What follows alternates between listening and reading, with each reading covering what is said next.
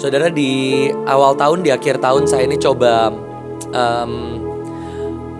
ambil waktu untuk saya berdoa. Dan saya sungguh-sungguh tanya Tuhan apa yang kira-kira tahun ini, tahun 2023 Tuhan mau lakukan, baik untuk saya pribadi dan semua pelayanan pribadi. Secara Mahanaim, secara garis besar kita dengar tentang new season. Ada anggur yang baru, ada sukacita yang baru, ada kekuatan yang baru. Ada semua musuh-musuh. Kemarin di Hananel Cinta juga ada musuh-musuh yang menanti dan lain sebagainya. Tapi tiba-tiba Tuhan di tengah saya lagi doa, saya lagi benar-benar nanya Tuhan, apa yang kira-kira di tahun depan kita ini harus, khususnya saya harus lakukan itu apa? Supaya benar-benar bisa berjalan dengan Tuhan, bisa melakukan dalam ketepatan, itu apa? Dan tiba-tiba Tuhan dengan guyon gitu ya, bukan bercanda lah, dengan rileks, dengan tenang, Tuhan tuh berkata gini, coba kamu lihat berapa minggu lagi itu masuk ke tahun apa. Dan saya ini coba lihat, saya ini bukan orang yang merayakan Imlek, saudara. Saya ini dari kecil, saya masih ingat Pak Yusak, setiap kali libur Imlek saya akan ke Bandung. Dan saya tidak akan mendapat satu angpau pun, saudara, dari Pak Yusak. Setiap kali saya minta, Pak Yusak cuman tumpangin tangan, ya didoain gitu, saudara. Dan hari ini pun sama, tapi sejak saya menikah, maka saya baru mengenal tradisi Imlek. Karena keluarga Keisha ini Cina sekali, saudara. Sampai saya baru mengerti yang namanya harus ngasih angpau itu ya baru setelah menikah dan kira-kira sudah 1 tahun mau menikah gitu. Dan tiba-tiba Tuhan tuh bilang, tahun kelinci. Karena saya pernah pelihara kelinci, saudara, saya ini langsung tahu, wah berarti tahun depan ini akan jadi tahun yang ajaib ini. Saya bilang, Tuhan bener gak kelinci itu meloncat dan beranak? Saya bilang. Nah, tiba-tiba saya pelajarin dan saya menemukan tahun ini adalah tahun meloncat dan beranak. Boleh bilang kiri kanannya, meloncat dan beranak. Yang belum punya anak jasmani, berdoalah untuk anak jasmani. Tetapi kita akan beranak, anak-anak jasmani dan rohani. Nah, saya minta satu anak pelajarin. Dan mari kita belajar sama-sama ya. Bukan berarti kita percaya sio, tapi saya percaya Tuhan bisa berbicara dengan 1-2 hal. Dan hari ini Tuhan mau berbicara tentang kelinci, amin. Yang pertama, saudara, ternyata kelinci itu membutuhkan 4 jam olahraga setiap hari. Kalau tidak dia akan osteoporosis. Nah, saya ini seringkali komplain, kenapa sih pemimpin kita ini tidak bisa duduk dan tinggal tenang di hadirat Tuhan. Selalu meloncat ke kiri dan meloncat ke kanan gitu ya. Semua orang nanya, Joshua tahun ini mau ngapain? Saya cuma bercanda, saya bilang, oh tenang aja, ini kita fokus retret. Nanti habis retret kan ada Sabtu tuh.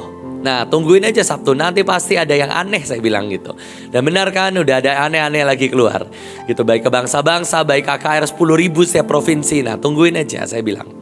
Dan saya tuh bilang ini, kenapa sih kita tuh harus selalu loncat-loncat? Kenapa kita harus selalu manuver? Kenapa apalagi sekarang temanya adalah tentang pesawat terbang? Mungkin Pak Ginting lebih tahu bagaimana pesawat terbang, manuver kiri, manuver kanan. Tapi ternyata itu baik supaya kita tidak osteoporosis, saudara.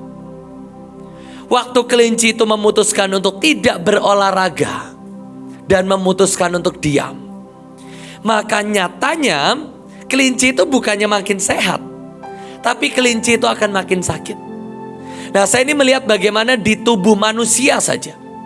Orang stroke itu bukannya semakin berotot dan semakin berlemak.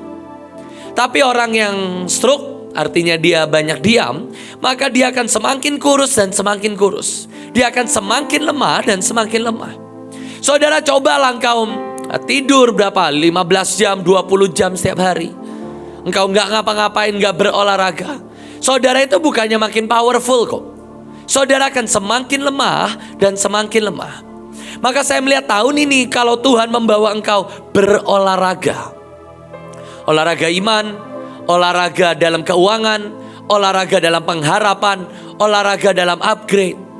Itu tujuannya bukan untuk membunuh kita. Itu tujuannya adalah untuk membuat kita semakin kuat dan semakin sehat. Amin. Saudara, saya melihat bagaimana retret minggu lalu. Saya lihat bagaimana retret minggu lalu. Saya bersyukur saya ini punya anak-anak youth yang luar biasa. Saya masih ingat retret pertama kali Greater Generation. Itu baru 1 hari, kemarin tuh 4 hari sama pengurapan. Baru 1 hari itu udah demam, sakit mah, pusing dan lain sebagainya, saudara. Ini masih ada, tapi kebanyakan yang dari luar kota. Semua yang dari Bekasi, ada Widya, ada semua Kristian. Tidak ada satupun yang sakit, saudara. Bahkan sampai hari terakhir ya, suara serak saya itu sebenarnya hampir sudah tidak pernah serak. Tapi ya karena ada hospitality baru itulah, si Evelyn Verena itu buat saya nama itu sakral sekali. Sampai saya nyebut nama dia aja sungkan, saudara. Saya bilang ya pokoknya Eve gitu saya bilang. Karena saya nyebutnya aja gatel gitu ya saya gitu. Cuman karena ada AB baru inilah, di tengah-tengah saya lapar, nggak ada cemilan, dia nggak nyiapin. Yang biasa hospitality saya juga pergi ke tempat lain, tugas di tempat lain. Tiba-tiba keluar sukun goreng, saudara. Saya nggak bisa nolak, di tengah lapar, saya habiskan itu sukun. Saya baru ingat ini lagi KKR. Besoknya suara saya hilang, saudara, langsung serak dan lain sebagainya. Tapi saya melihat bagaimana anak-anak youth yang lain, mereka masih sangat punya kekuatan. Dan buat saya itu upgrade. Kalau 2 tahun lalu, 3 tahun lalu, baru 1 hari udah pusing, sakit mah, pulang kesiangan. Hari ini 4 hari dan semua masih kuat. Itu kenapa? Olahraga. Nah, saya berdoa di tahun ini tidak ada satu orang pun di antara saudara menjadi diam. Khususnya semua yang ada di bawah saya, ada panggilan raja, ada semua BMN dan lain sebagainya. Mari kita terus berolahraga. Mari kita hindari semua osteoporosis yang menanti kita, saudara. Yang kedua, ini juga dahsyat. Ternyata, ya ini saya udah tahu sih, gigi kelinci itu tidak pernah berhenti untuk bertumbuh. Kalau gigi kita berhenti, ya lucu ya, kalau gigi kita tumbuh terus kan lucu. Tapi gigi kelinci itu selalu tumbuh. Dari lahir sampai dia mati, saudara. Sama, ada satu bahasa Ibrani itu mengalahkan musuh itu mengunyah. Saudara, di tahun ini kalau saudara tidak mengunyah, maka gigimu akan terlalu panjang sehingga engkau tidak pernah bisa mengunyah lagi. Makanya di tahun ini saudara kunyah. Saya pernah pelihara kelinci. Itu semua rumah yang dari kayu itu dia makanin. Kenapa? Ya karena giginya harus terus menggigit, saudara. Itu menghindari giginya terlalu panjang dan akhirnya dia tidak bisa memakan lagi, saudara. Dan saya sungguh berdoa di tahun ini, mari kunyah sebanyak mungkin. Mari habisi setiap musuhmu sebanyak mungkin. Karena sebenarnya sekali lagi itu bukan karena, bahasa saya ya, bukan karena Tuhan membutuhkanmu kok. Itu demi keselamatanmu. Mari saudara yang saudara tahu gigimu sudah terlalu tonggos, coba lihat kiri kanan. Giginya udah tonggos atau belum? Gigi di roh. Saudara yang terlalu lama tidak makan, saudara yang terlalu lama tidak menghabisi musuh, ayo habisi musuh-musuhmu kali ini. Ini musuh dalam keuangan. Saudara yang di tahun lalu saudara masih struggle dalam keuangan, saudara masih struggle dalam hal kesehatan, saudara masih struggle di dalam roh, di jiwa, di tubuh. Ayo sekali lagi paksa dirimu untuk angkat semua senjata, angkat semua pedang, dan mari kalahkan setiap musuhmu. Kelinci punya penglihatan 360 derajat. Ini bahasa saya, saudara bisa melihat di tubuh, di jiwa, di roh.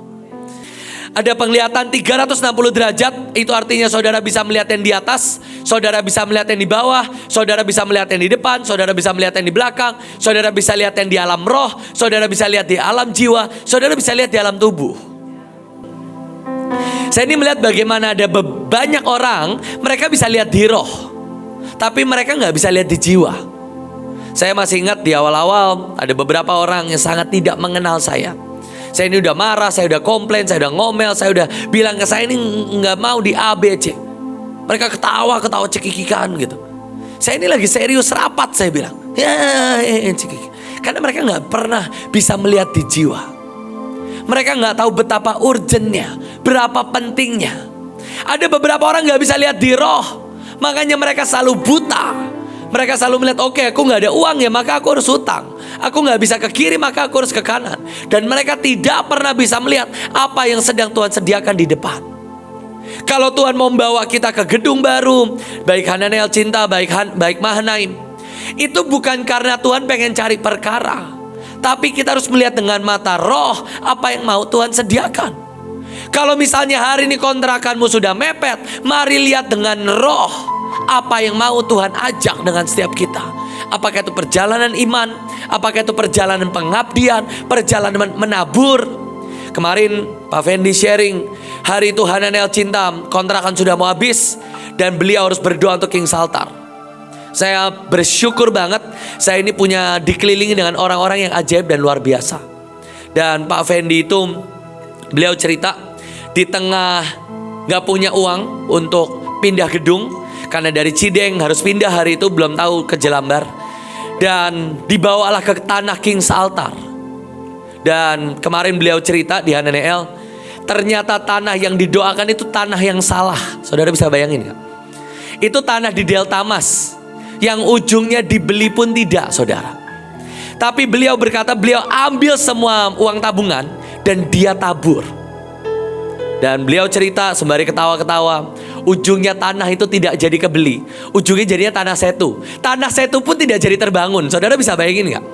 Dan banyak orang berkata, oh berarti kamu nabur di tempat yang salah. Salah, saudara. Saudara tuh gak pernah nabur di tubuhnya. Yang saudara tabur itu hatimu, amin.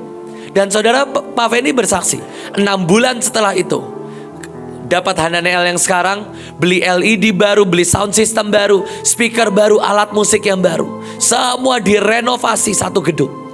Kenapa? Karena kita itu gak pernah nabur yang di tubuh.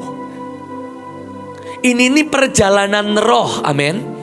Bukan tentang, oh berarti kalau saudara naburnya di Delta Mas, berarti benihnya mati di Delta Mas. Enggak. Saudara ini menabur di kerajaan yang tidak tergoncangkan. Selanjutnya, kelinci itu juga the master of hearing. Dia ini bisa memutar telinganya 180 derajat. Nah, saya berdoa di tahun ini saudara bisa mencari Tuhan ada di mana. Dan saudara bisa mendengar Tuhan ada di ujung sana, Tuhan ada di belakang, Tuhan di kiri, Tuhan di kanan. Dan saudara bisa mendengar dan saudara bisa mengikuti Tuhan. Tapi ini juga artinya saudara bisa mendengar suara musuh di mana. Dan saudara bisa mengangkat perisaimu, mengangkat senjatamu untuk mengalahkan musuh. Tapi mari kita sama-sama belajar dari Alkitab. Kejadian 21 ayat 31. Ini yang disebut dengan loncatan besar. Mari bilang kiri kanannya loncatan besar. 1, 2, 3. Kejadian 21 ayat 31. Sebab itu orang menyebutkan apa? Tempat itu Beersheba, karena kedua orang itu telah bersumpah di sana. Kalau saudara baca 5 pasal setelah itu, Kejadian 26 ayat 32. Pada hari itu datanglah hamba-hamba Ishak memberitahukan kepadanya tentang sumur yang telah digali. Kami telah mendapat air, ayat 33. Lalu dinamai sumur itu Sheba, sebab itu nama kota itu adalah Beersheba sampai sekarang. Saudara bisa bayangkan dalam 5 pasal dari sebuah tempat berubah menjadi kota. Biar tahun ini sungguh semua yang menjadi tempat. Tempat itu artinya belum kelihatan ada perumahan, belum kelihatan ada industri di situ, akan berubah menjadi kota. Hari ini mungkin pelayananmu baru pelayanan komsel bahasa saya. Baru 10 orang, baru 20 orang. Mungkin saudara pegang provinsi, tapi provinsimu mungkin baru 1 gereja, 2 gereja. Tapi di tahun ini semua yang namanya tempat akan berubah menjadi kota. Semua yang selama ini mungkin usahamu akan hanya menjadi tempat. Oke, kira-kira dapatlah 1 juta 2 juta setiap bulan. Itu masih tempat. Belum skala kota. Bahkan industri aja belum kota. 1 pabrik itu belum kota. Tapi di tahun ini semua tempat akan berubah menjadi kota. Itu loncatan besar. Itu loncatan besar. Selanjutnya, Musa ke Yosua. Meskipun Musa adalah hamba Tuhan yang ajaib besar dan luar biasa, tapi Musa itu hanya mengalahkan 2 raja. Musa seumur hidupnya, Musa itu mengalahkan Raja Sihon, Raja Amori, dan Raja Basan, Og. Tapi kalau saudara baca di Alkitab, Yosua itu mengalahkan 31 raja. Saudara bisa bayangin. Itu naiknya bukan 2 kali lipat, bukan 3 kali lipat, saudara. Itu lebih dari 10 kali lipat. Saudara bisa bayangin gak? Hari ini coba saudara lihat apa yang dikalahkan oleh pemimpinmu di tempat ini. Apa yang dikalahkan oleh Pak Luki, apa yang dikalahkan oleh Ibu Iren. Saya tuh melihat Yesus itu pergi ke 30 kota seumur hidupnya. Dan saya bisa berbangga, saya lebih dari 30 kota, saudara. Yesus cuma satu negara, Israel. Ya saya pakai pesawat sih, gak jalan. Tapi minimal saya udah lebih dari satu negara, saudara. Saya sungguh berdoa, Yosua itu mengalahkan Raja Negeri Yeriko, Raja Negeri Ai, Raja Negeri Yerusalem, sampai ada Raja Negeri Afek. Sebuah negeri yang tidak pernah bisa dikalahkan oleh bangsa Israel, dikalahkan juga oleh Yosua. Ada di tanah bukit, mulai dari lembah sampai bukit, semua ditaklukkan sama Yosua. 31 raja. Saya berdoa di tahun ini, mari dream big, menjarah yang besar. Siapa yang sama 2 hari ini saudara sudah menjarah dengan kuat? Boleh angkat tangan. Yang belum, saudara ini kurang iman, kurang ketaatan, kurang mendengar, kurang jadi kelinci, saudara. Mari kalahkan setiap raja. Mari lakukan yang jauh lebih besar. Kalau misalnya Musa hanya 2 raja, Yosua mengalahkan 31 raja. Elia dan Elisa. Elia melakukan 14 mujizat. Elisa melakukan 28 mujizat, 2 kali lipatnya. Kalau saudara sama pandemi kita memberi makan 5-8 juta orang, saudara harus 16 juta orang, saudara. Kenapa? Karena di tahun ini ada loncatan besar. Saudara jangan berpikir loncatan kelinci yang cuma 1 meter, 2 meter, enggak. Kita ini loncatan ilahi, saudara. Dari Elia ke Elisa itu sungguh-sungguh 2 kali lipat. Mujizat Elia, saudara nanti bisa ambil PowerPoint-nya. Mulai dari menghentikan hujan, diberi makan burung gagak, keajaiban tempayan dan minyak. Tetapi Elisa melakukan persis 2 kali lipatnya. Dengan semua nubuatan, dengan semua penglihatan, 28 mujizat. Dan ini yang paling saya suka, Yesus dan para rasul. Ketika matahari terbenam, semua orang membawa kepadanya orang-orang sakit, orang-orang yang menderita bermacam-macam penyakit. Ia pun meletakkan tangannya. Yesus ini manual ternyata, saudara. Numpangin tangan satu demi satu. Tapi saudara tahu rasul-rasul itu bayangannya menyembuhkan orang. Bahkan Paulus itu sapu tangannya. Sekarang lebih dahsyat lagi orang Mahanaim. Online cuman pakai telepon, saudara. Kemarin pentakhiran cuman pakai online sembuh. Pakai gayungnya bukan gayung sakti kan? Online. Kalau Paulus masih harus kirim sapu tangan, orang takut sama COVID sekarang. Sekarang online cuman pakai video, cuman pakai telepon, orang sembuh. Itu namanya loncatan, saudara. Loncatan.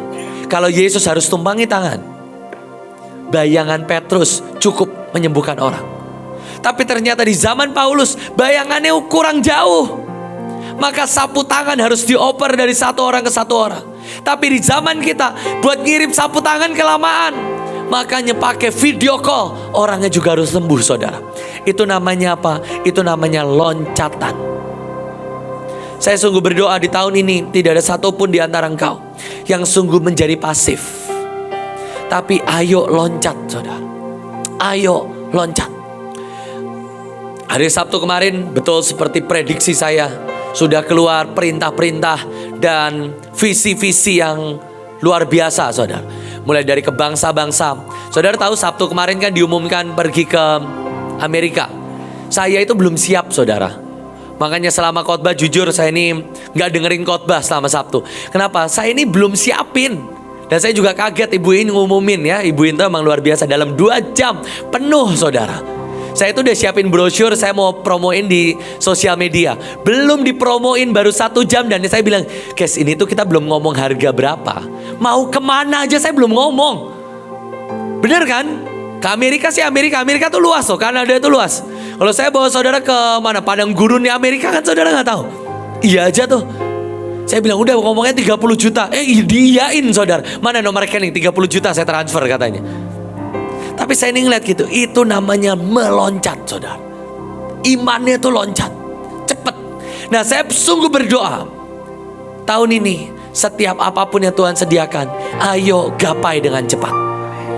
Tahun ini baru ada Amerika. Ada Amerika Latin dan lain sebagainya. Saya udah bisik-bisik ke semua orang yang ada di sekeliling saya. Ini saya yakin nih, pasti ada unit-unit yang tetap gak punya iman, tetap gak mau ngambil. Kita siapin aja, saya pasti dapat 2 kok. Pemetaan semuanya, saya udah pemetaan saudara. 6 benuanya saya pemetaan. In case ada unit yang tidak mau meloncat, saya loncat 2 kali lipat, why not, saya bilang. Saya pemetaan, oke, pokoknya kita akan bikin tour kan, bangsa ini dan bangsa ini paling enak nih. Tapi pasti ini akan diambil nih. Kita kemungkinan akan dapat yang nyebelin ini nih. Oke lah, kita tetap pemetaan, kita tetap siapin. Pasti ada unit yang malas kok, saya bilang. Pasti kok. Nanti pasti ada unit yang meletakkan. Saya nggak tahu setelah saya khotbah ini mungkin semua bersemangat, puji Tuhan, saudara. Tapi saya bilang siap-siap aja buat kita ambil 2 negara. Tapi waktunya mepet, bisa. Kita ambil Mei akhir. Mei akhir sebelum 7 Juni, nanti Mei tanggal 30 kita landing sampai sini. Sesuai target. Tapi siap-siap aja kita ambil 2 benua, saya bilang. Saya sungguh berdoa, bukan cuma saya yang semangat, tapi semua saudara yang ada di tempat ini, semua unit yang ada di bawah saya, orang-orang yang ada di sekitar saya, sama semangatnya saudara. Beranak.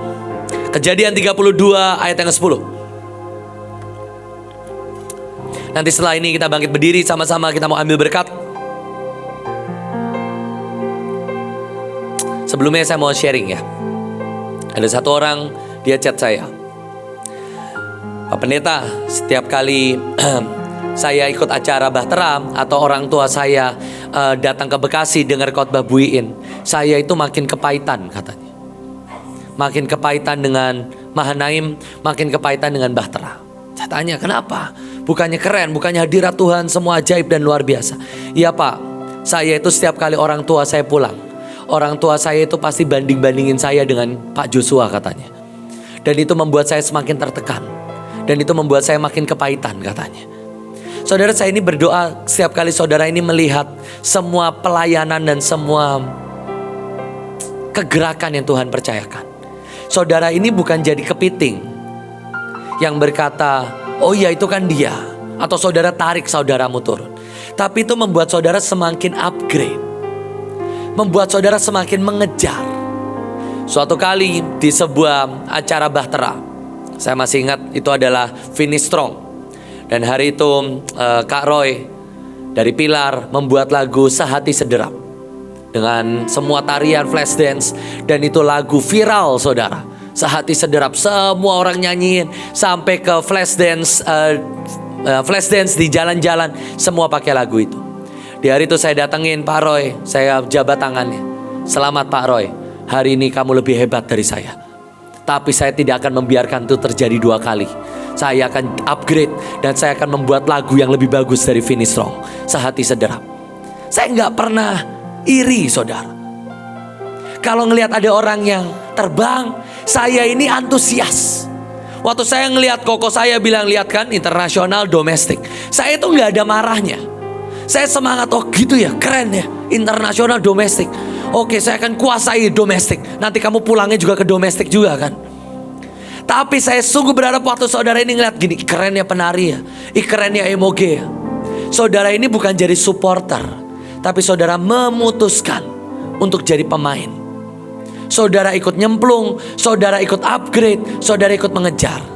Dan setiap kali saya sharing, ayo kita ambil bangsa-bangsa. Saudara bukan gini, ya itu mah Pak Jos, ya itu mah Pak Luki, itu mah Bu Iren.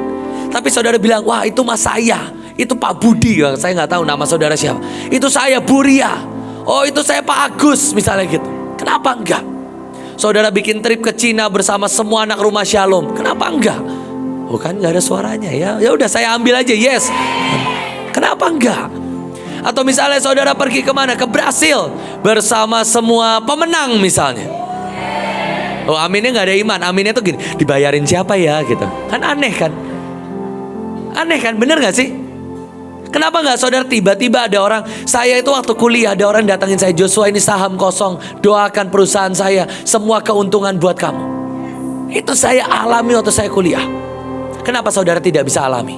Kalau saudara tidak mau mengalami, kasihkan ke saya lagi. Amin. Loh, kok gak ada yang amin? Ya betul. Yang geleng-geleng itu pinter. Ada yang amin juga tapi tadi. Kejadian 32 ayat 10. Sekali-kali aku tidak layak untuk menerima segala kasih setia kau tunjukkan. Sebab aku membawa hanya tongkat untuk menyeberangi. Tetapi sekarang aku menjadi 2 pasukan. Ini yang namanya beranak, saudara. Beranak itu bukan dari pergi suami istri pulang 2 anak tuh enggak. Dia pergi cuman bawa tongkat. Tongkat. Saudara, hari ini apa yang ada di tanganmu, saudara? Kalau saudara berpikir ya ibuin enak, sudah punya Mahanaim, maka enak dia beranak. Ya, oh enggak. Itu dimulai dengan rumah di Duta nomor 7, saudara. Itu dimulai dengan itu. Tapi kalau hari ini saudara ini selalu beralasan, saudara tidak akan mendapatkan berkat beranak cucu. Tongkat itu gak pernah bisa beranak, betul? Tongkat itu benda mati. Tapi Yakub berkata, aku pergi hanya dengan 1 tongkat. Tapi dia pulang bukan 2 anak, bukan 3 anak, bukan hanya 12 anak, tapi 2 pasukan. Saya sungguh berdoa hari ini yang masih menjadi tongkat dalam hidupmu, itu akan Tuhan pakai untuk membelah lautan, untuk membebaskan 2 juta orang, untuk membawa 2 pasukan, dan membawa bangsa ini masuk ke tanah Kanaan. Tongkat yang sama. Elia dan anak janda Sarfat, konon katanya anak yang dihidupkan itu adalah Yunus yang menyelamatkan satu Niniwe. Katanya 1 anak yang dihidupkan itu bisa menghidupkan 1 kota, 1 bangsa, bangsa Niniwe. Hari ini yang namanya beranak, itu mungkin saudara lihat gini, aduh kok kelihatannya pelayananku segini-gini aja ya. Tapi waktu engkau terima berkat beranak, tiba-tiba saudara nggak pernah lihat, tiba-tiba anak-anakmu akan menyelamatkan bangsa demi bangsa. Saya nggak pernah menyangka bagaimana ternyata Elion sungguh bisa jadi berkat sampai ke bangsa-bangsa, saudara. Saudara tahu kenapa kami bisa pergi ke Amerika dan Kanada? Salah satu gembalanya ngefans sama Miel. Yang dia lakuin itu apa sih? Cuma nari setiap pagi. Datang lebih on time dari saudara. Sebagian besar saudara. Udah, hanya itu yang dia lakukan. Dia mau nangis, mau apa, pokoknya digendong, pokoknya nari. Dan ternyata itu membawa berkat sampai ke bangsa-bangsa. Aduh, taburan buat Miel. Orang yang berkatin tuh banyak sekali. Dia cuman telepon omnya, om jajan, om jajan. Malam-malamnya omnya langsung kirim 500.000, saudara.